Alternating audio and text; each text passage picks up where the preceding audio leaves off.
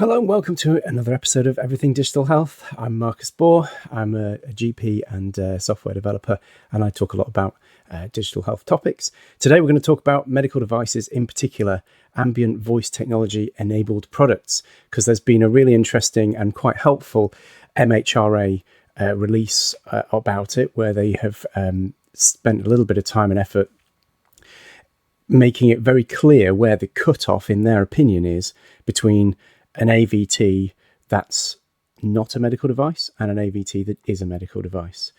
So let's get right into it. I can show you their article and we'll just walk through it. In particular, they've got some good examples, and I think there are some interesting edge cases within that. So this is a gov.uk publication via the MHRA, came out on the 29th of July this year, so it's nice and recent.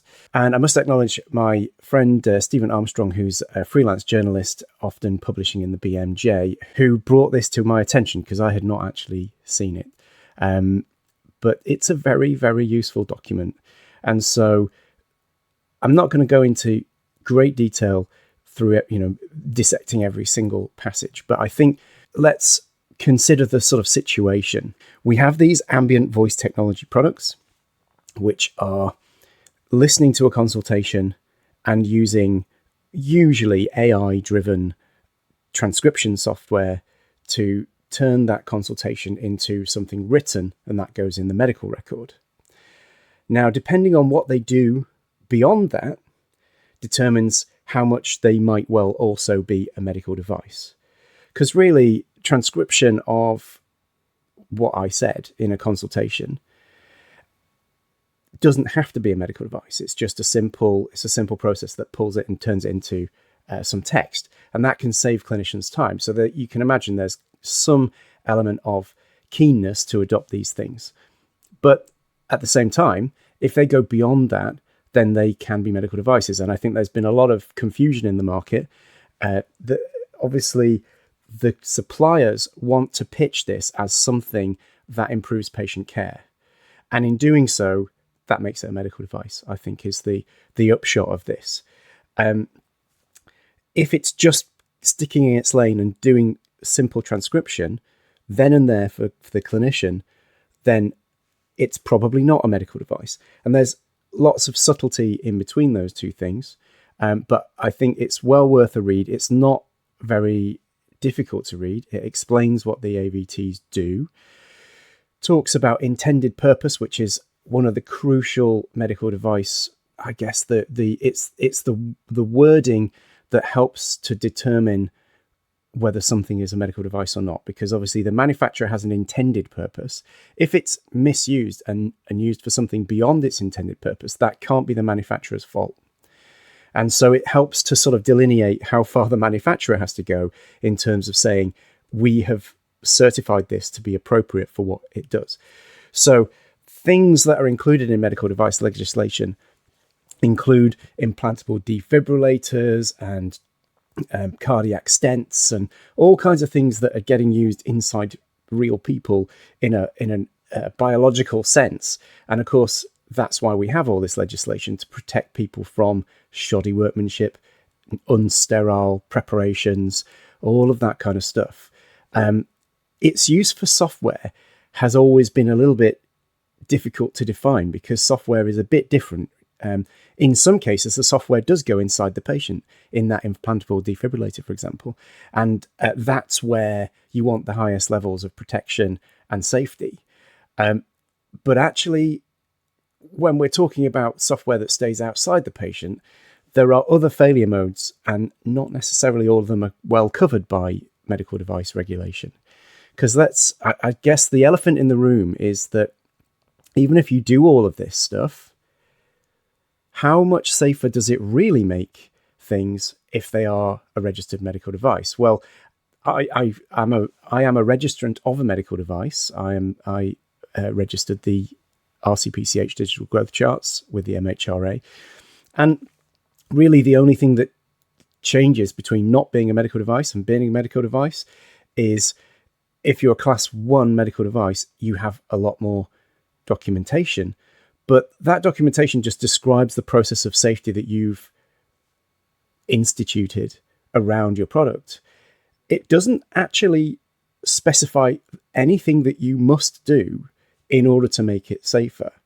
And so we're still very much in the hands of the suppliers as to how safe they decide to make something that is a medical device. And I think with software, there is a whole load of stuff that is not really protected against. But let's go into the examples. So they've gone and created a list of some AVT products that are not medical devices. And then they've also gone on to have a list of where the AVT product has crossed the line into a medical device. And I think where this is very, very helpful is that there has been a lot of uncertainty around the procurement of these ambient scribes. There's been a kind of rush to procure them, but at the same time, lots of hesitancy and lots of uncertainty about whether it is or isn't a medical device. And I think what this will do is it will provide that certainty to suppliers so they know where they stand, and procurers and ICBs and trusts that are trying to buy these things so that they know if they've decided they don't want something to be a medical device, they can easily identify an ambient scribe product that is not a medical device, and they can trust that definition and they can go ahead. So example 1, an ambient scribe that is intended to provide a transcript of a clinical conversation between a clinician and patient. So really, you could use Otter.ai or any off-the-shelf consumer piece of transcription software, and it would work pretty well, just as good. And I must say that AI-driven transcription software is way better than even the best of the what you'd call deterministic software, the pre-AI transcription. If anyone who used sort of Dragon dictation 10 years ago, as I did, would have found that it was very error prone. It didn't understand any medical stuff. It had obviously, in fact, it had been deliberately hobbled so that it couldn't understand medical stuff, so that they could sell Dragon Medical. But what's really changed the AI transcription. So if you use the OpenAI Whisper, which is an openly published free algorithm, it's incredibly good. It's good with ums and ers and punctuation and picking up the rhythm of what you intended to say, where the commas go, where the sentences start and end. It's very good with all forms of speech. So actually, that to me seems like it's probably, firstly, it's not a medical device, according to the MHRA, and I would agree. And secondly, it's probably quite helpful. And I think particularly where it's most helpful is right after a consultation, helping you to sort of distill down into an entry in a record. Because from a clinical safety point of view, you were right there. You've just had the consultation. You look at the synopsis that's been created, and you are in a strong position to be able to identify anything that's been hallucinated or that was not an accurate transcription. So it's not that much different from having a person in the room taking notes from what was described in the consultation, in much the same way as, dentists have that happening. They have a person who is not the dentist taking transcription in real time into the EPR for them, because they've got their hands with gloves on in your mouth. And we don't have a problem with that. So I think this is, the safer end of things. So example 2, ambient scribe that is intended to provide a summary of a clinical conversation between a clinician and a patient. So this is going a little further. So instead of a pure transcript, word for word, it does a transcript, and then it will feed that transcript into an LLM. And this is what's happening under the hood. None of this is magic. It's all engineering. So you have one model which does the transcription and will produce a word for word, what we call diarized extract. And that means it will have timestamps and it will try and work out who said what, because there's at least 2 people in this consultation. There's going to be the clinician and there's going to be the patient. They'll both say things. We need to be able to separate those out. That's called diarization. That's another model. And then there's taking all that and saying, this is the transcription. Let's summarize this down to the key points. This is where things start to get slightly more risky because, of course, you're relying on the judgment of the LLM to decide what were the important parts of that. You're also relying on the diarization to be able to determine between the clinician said, I think the diagnosis is this, and the patient said, I think the diagnosis is this, because actually, depending on the dynamic there, either one of them could be right and either one of them could be wrong. How does the LLM know? So this is where the risk starts to increase, but MHRA are clear this does not have a medical purpose and is not a medical device. I suppose you could be using an off-the-shelf commoditized meeting summarizer, Microsoft Teams or something, and that's not a medical device. So fair enough. I think the increased clinical risk of that hallucination potential and things can be managed and mitigated using the clinical safety stuff that we have. So DCB 0129 and 0160, which describe managing the clinical safety of something that's used like this. Next up, example 3, an AVT product. I'm going to make that bigger for you because it's not terribly interesting just watching me. AVT product that formats information from transcript summaries into structured data for a clinician to review, edit, and confirm. So this is like deriving a problem list, current medications, and that kind of stuff.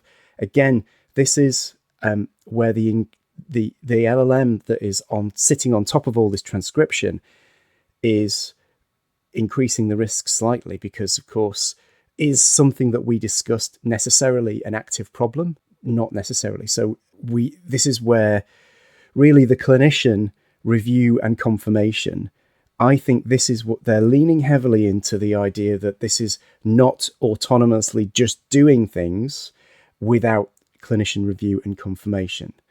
Now, that's sort of okay if the clinician is in a strong position to be able to refute something that the LLM or the AVT product is asserting, then you're probably all right.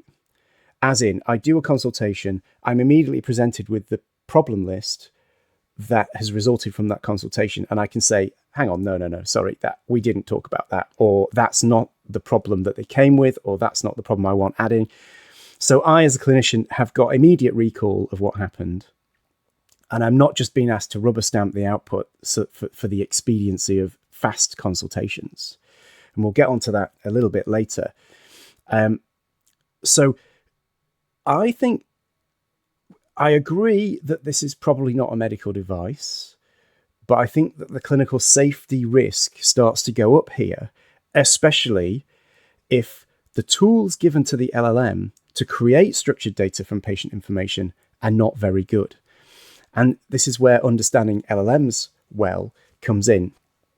If you give an LLM the tools to interact with, say, the data model of your electronic patient record, it can make good quality decisions about where a piece of data should go in those pigeonholes. If you just ask Claude or ChatGPT without giving it any tools to categorize something, it will probably hallucinate. So this is where there's a lot of gray area. It entirely depends on how the manufacturer has built this software as to how risky I think it is.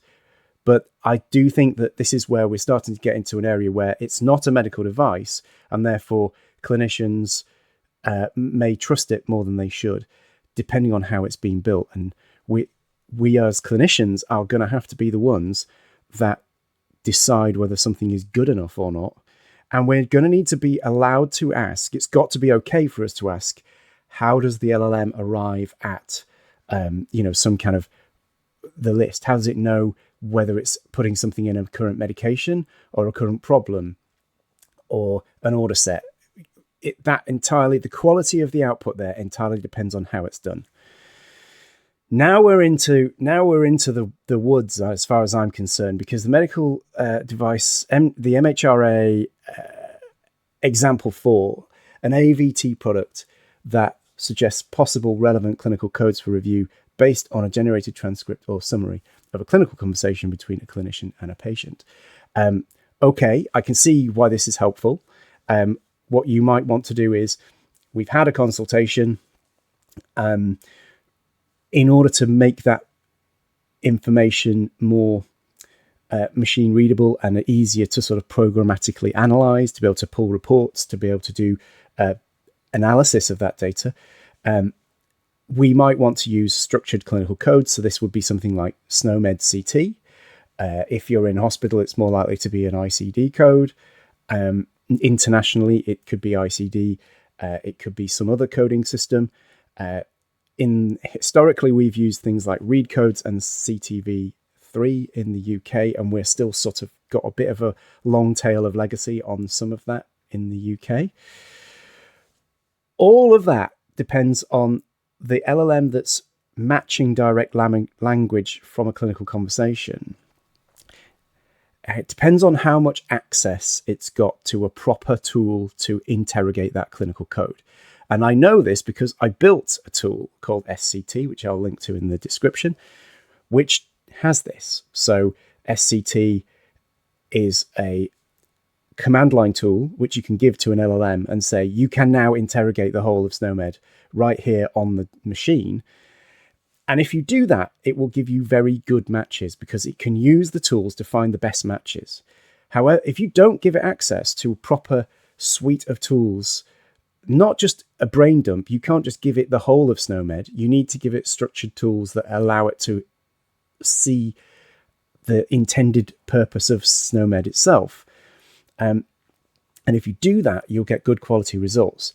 If you don't do that, it will hallucinate. And I even asked Claude once, how much of SNOMED is in your training data? Because arguably all the AI labs have used vast swathes of copyrighted data and put them into the training data kind of without worrying about copyright law. And so there are certain things that if you ask an LLM, it will just know, almost be able to just pull the information straight out of its training data. And I was wondering how much of SNOMED is actually in there. Can you say, give me a code that matches, right coronary artery, myocardial infarction with bradycardia or something like that, and that free text term should be able to pull out the SNOMED code that relates most closely to that. And it was quite honest. It said, actually, apart from some kind of example codes which are out there on the internet everywhere, the entirety of SNOMED is not within the training data. So it's a very high risk thing for hallucination.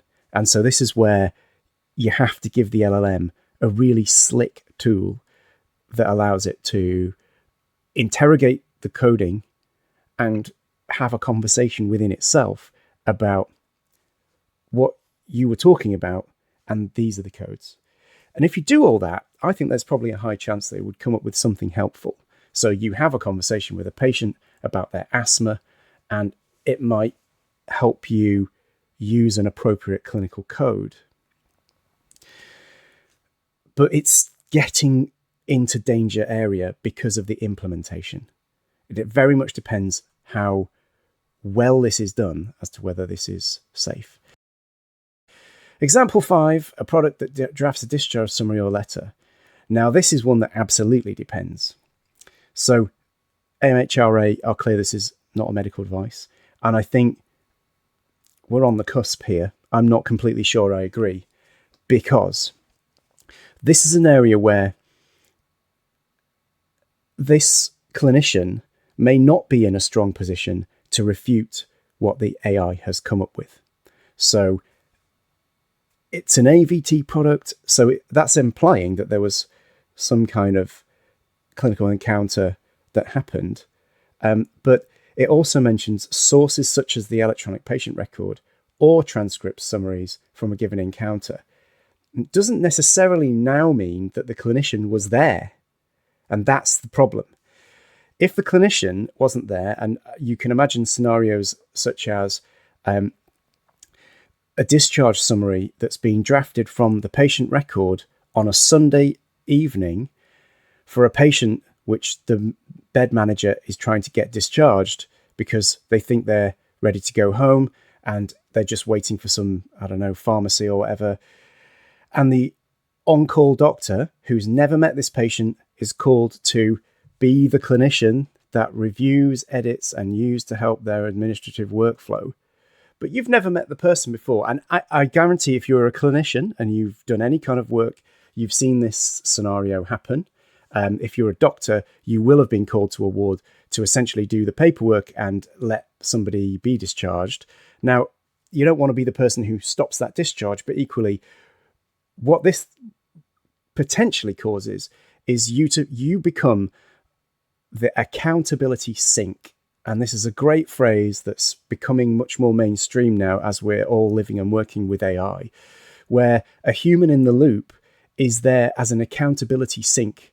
If anything goes wrong, you can say, well, the clinician was there to review, edit, and use to help simplify, that they were there as the accountability sink. So we can sack, we can pursue this clinician, we can discipline them, or we can strike them off. But it wasn't the AI's fault because they had a clinician supervising them. Now, whether a clinician can reasonably be expected to supervise the output of this example depends entirely whether the clinician was the same one that was there during the clinical encounter, and or whether the clinician has had any involvement in producing the sources such as the patient record and the previous summaries. This is where we're definitely getting into hot water. And I would say anyone who's leaning on this, you might find the MHRA aren't quite as correct as they think they are here. This is where they're definitely dragons, and this is where clinicians could come to harm. And that's why I'm talking about it, because I don't sell an AVT product, so I'm able to talk about this kind of stuff. I'm not the MHRA trying to make it simple. I'm trying to point out why it's harder than it looks. Let's get on to this next one, which is the examples to illustrate AVT products that are medical devices. And again, I think I'm not trying to diss this piece of work. I think it's actually very good. It's very necessary, and I do think it will have been hard to produce. And it's only a shame that these kind of government publications don't ever seem to have an attribution. Like, I think that the people who have written this, firstly, they should be standing by it, and the attribution should be there. They should be named, but partly because they should get credit for it. It's bloody hard to do this stuff, and I think that they should be given the due credit for doing the hard work to make this simple. We're still, I think this is all stuff that's in flux, and we as clinicians need to be very aware of the areas where we're completely safe, like example 1, where I think that's pretty clear. Example 2, probably okay. And this is getting hotter and hotter, as we move through these examples. So example 6, AVT product that provides a summary that includes an option for generated insights. So this is where we've done all the previous stuff, where it's transcribed the thing, made a summary and that kind of thing. And insight generation is a feature discussed in sales material.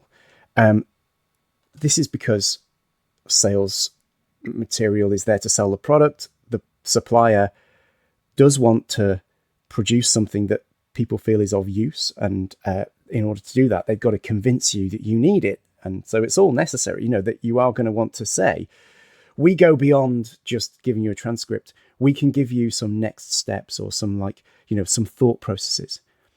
That's a medical device. As I said, some of the previous examples, in my opinion, are starting to hover around the dangerous area that they could be a medical device. But most importantly, whether it is or isn't a medical device, it's not really that reassuring to me, because something that is a class 1 medical device isn't really provably safe. And I think the things that would make things more provably safe is a lot more transparency about how all this works. So, I talked before about giving your AI tools that help it interact with SNOMED CT, for example, or help it understand the structure of your EPR. All of that improves the quality of the output. And I've seen this firsthand in the tools that I've built. So it very much depends on how this is built and how it's architected. And so we're going to have to demand more transparency from our manufacturers. Now, I will pause there to just go and talk about open source, because I'm Marcus Ball and I have to talk about open source, right? Open source is the only way for medicine. And this is why. In a closed source world, you cannot see how this thing is built. You cannot really get anything out of the manufacturer other than the most high level summaries about how their product works. You can't take it away and test it in the same way the manufacturer can test it.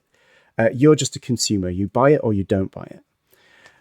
In an open source world, you have the right to get the code. You can run it on your own machines. You can subject it to the same sort of rigor that we subject every other part of medicine. And this is a complete example of where software now is medicine. And if we let the software industry take control of medicine, then there will be proprietary algorithms. There will be proprietary tools without which we will eventually be unable to deliver proper high quality medicine. And it will all be copyrighted, proprietary, and there will never be a generic version, because copyright law does not work the same as patent law. I've talked about this before. There are some Open Source is the Only Way for Medicine copyright edition episodes of this channel. And this is exactly what I'm talking about. We as clinicians are sleepwalking into a world in which 10, 20 years from now, we will be completely beholden on proprietary technologies that will never become generic. And that's a really big change to how it was with drugs, which is the other thing that we used to be, we are always using those to try and improve clinical care. But one of the nice things about the patent system is that after 15, 20 years, a proprietary drug becomes generic and everybody can make it for cheap. And that drives down the cost of good quality care. And it also forces manufacturers to invent the next generation of stuff. It forces a cycle of improvement. What incentive do manufacturers or suppliers have to produce the next generation of great clinical software if they can rely on charging us the same money or more in the future for the same software? And we see this. I mean, we still have to pay full money for boring basic bits of hospital infrastructure, like the PAS, the patient administration system. They're still proprietary software 45 years since we started using PASs. There's never been a generic sort of transfer of that knowledge. Open source completely solves this because it's basically generic from day one. But there is still a business model behind it. So, I'm not saying that everything has to be done for free. And I think this is one of the myths that we have to bust around open source. People use a straw man argument that says open source means that all the software has to be free and no one can make any money from it. There will never be any incentive to innovate because no one's going to spend money if they can't get it back. That's a lie, because there is a whole world of commercial open source software out there. And the main insight here is that while open source means that you can completely inspect and analyze how this machine works within medicine for safety reasons and for improvement reasons, most people don't want to actually self-host this, because self-hosting comes with its own responsibilities and its own difficulties. And in fact, if you start self-hosting an open source tool like this, you become responsible for registering it as a medical device. So you might want to just outsource that whole work. And that's where, open source as a service is a valid business model. And how do I know this? Because that is exactly how the RCPCH digital growth charts work to the letter. We provide a medical device as a service that is open source. Okay, we got on a slight digression there, but I think it's well worth spending the time to understand this.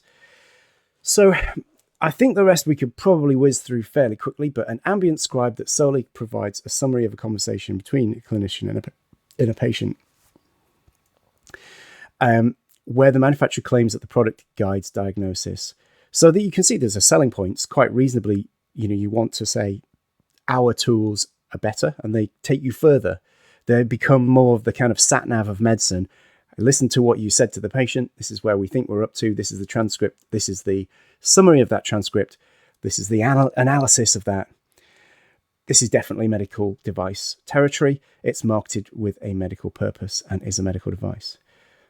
Oh, while we're here, I just want to go back. I remembered that I meant to say this. In example 4, how can we reconcile this sentence? I'm not sure it makes complete sense. If something matches direct language from a clinical conversation with relevant reference information, e.g. clinical codes, the words I'm leaning into here are clinical, but it does not have a medical purpose. That doesn't make any sense to me. I don't see how you can reconcile it using clinical codes and it's also not a medical purpose. I mean, clearly it's a medical purpose. SNOMED CT itself does not pretend that it's not a medical lexicon. It's not a general purpose lexicon. I mean, there are SNOMED codes in there for all kinds of crazy stuff like types of beer, but it's still primarily a medical lexicon, and I don't think anyone is arguing that it's not. So example 4, as I said before, has me concerned. And then it gets us to the end. An AVT product that can draft a report from clinician's dictation or a clinical conversation, and a patient's relevant test results, danger, Will Robinson, I would be saying, their electronic patient record, the product analyzes it all together and provides suggested diagnoses. I mean, whoa, this is alarm bells.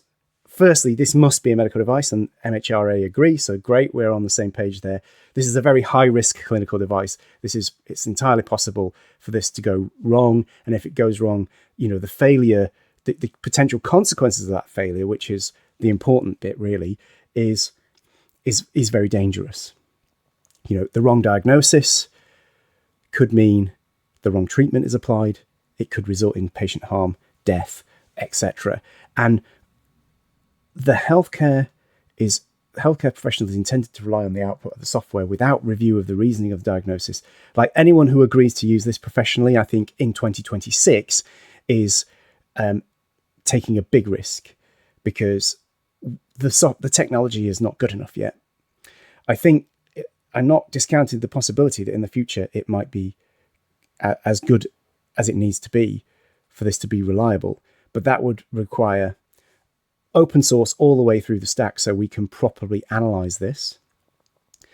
Standardization of the stack so we don't have to spend time understanding the software architecture as a clinician of each piece of software that we use. We need it to be kind of standardized and say, okay, the NHS-wide medical diagnostic recommendations engine has been reviewed and certified by my Royal College, by the GMC, by the MHRA, by my trust itself. You can provide all those layers of assurance around something that is open source, clinically safe, it has a proper clinical safety case, it is a medical device, and is standardized. Now, in those circumstances, you're not expecting the healthcare professional to do all that assurance on the spot. Then maybe in the future, this could happen. That could be a potentially quite powerful tool because it would enable us to sort of, I think one thing LLMs are very, very good at that humans are not is rare diagnoses. So sometimes you will have heard of a situation where a patient has all of the cardinal features of a very rare condition and goes in front of 10 successive GPs and pediatricians or whatever. And because it's rare, they might never have heard of it. And if you have never heard of this syndrome, you can't diagnose that syndrome. You need an encyclopedic knowledge to be able to say, hang on, this person, I know they seem to have an odd collection of symptoms, but actually it turns out they've got all the cardinal features of this one. LLMs are great at that, but they're terrible at quite a lot of the rest of medicine. We're not ready to unleash them on healthcare professionals or the public. And I think where I really worry is that the word healthcare professional is not enough here. Suggesting that we can supervise closed black box pieces of software is like saying a clinician can give a drug that a drug company has sent to them personally and said, we think this is quite good for your patients. We haven't registered it. It's not gone through any of the normal drug testing framework that you normally rely on.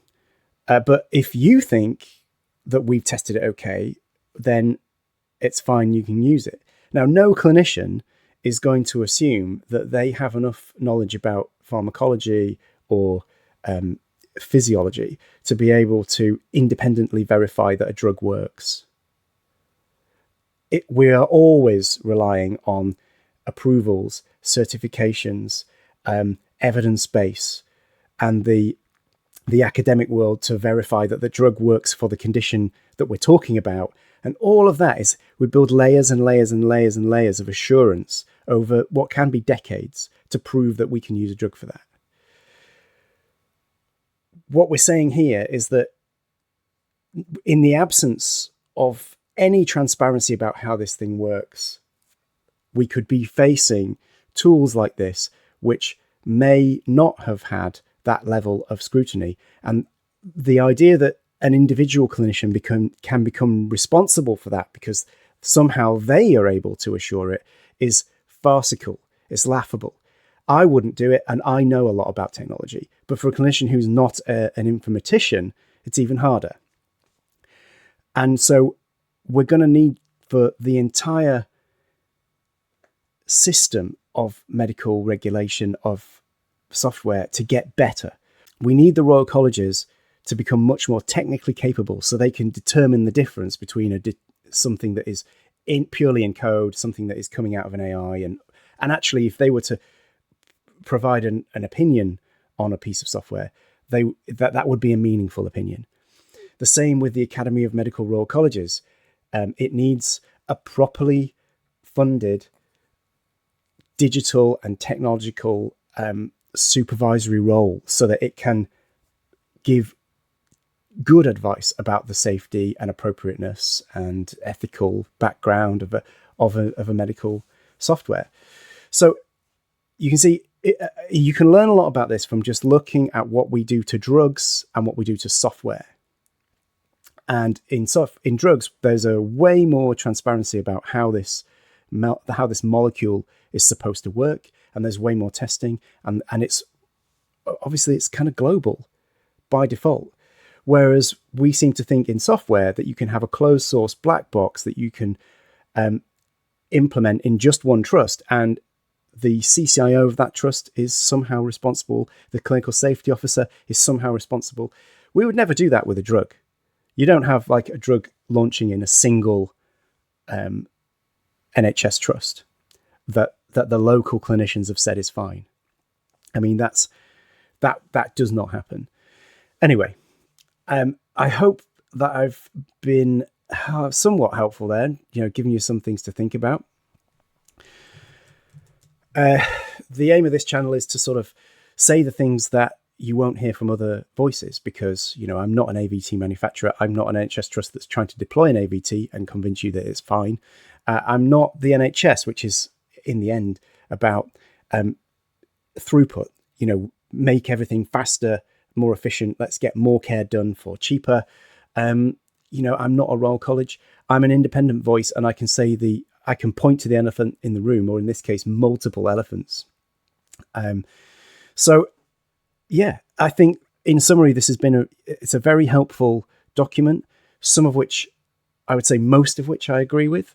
I'm impressed with the MHRA for having put this out, and I think it's been hard to produce. I think it should have some attribution, partly for the credit to flow to the people who've written this, because I think it's hard to write this stuff.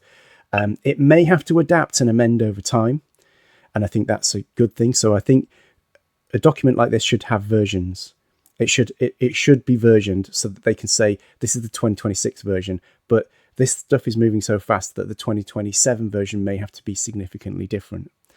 I do think that all the agencies, everyone from GMC, MHRA, NMC, the entire medical royal colleges and the Academy of, everyone needs to get better at this, because we have to be better at pointing to the areas of risk. And it can't be left to individual clinical safety officers in an individual trust to point at stuff, because it's too easy for them to be overruled by the juggernaut of progress. So we need all of the organisations to up their game. If anyone is in any of those organisations and wants to know how, get in touch with me, because I know how. I've been doing this at the Royal College of Paediatrics and Child Health, and we've had some success. So we can do this. Anyway, good on the MHRA for doing this, and I'll see you in the next one.